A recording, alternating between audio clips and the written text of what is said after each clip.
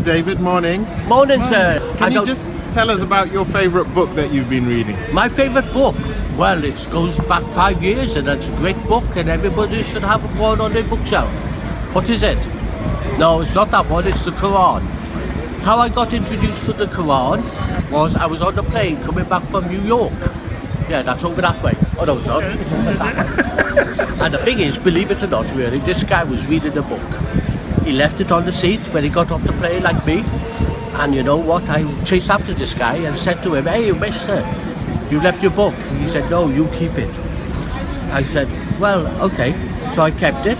And then I was waiting in the airport lounge in Heathrow. And what happened? I started to cry when I read the Quran. So I put the book down.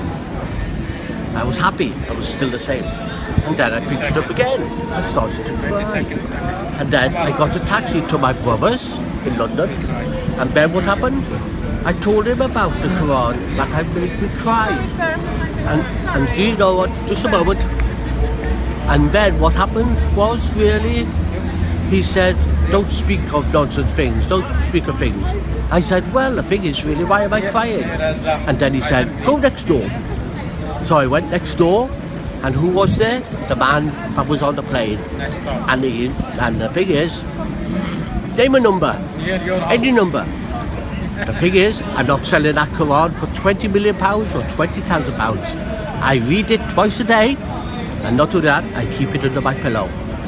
And you also read it to people as well, don't you? I do, and I'm just going to go with that. And not only that, as an activity coordinator working with people with dementia, I read it to them.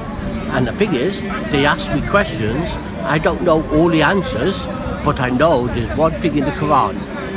What is it? Truth. And if you was lost in the desert, or you was lost somewhere in town, you'd ask somebody away. What's the Quran? It's a map for life.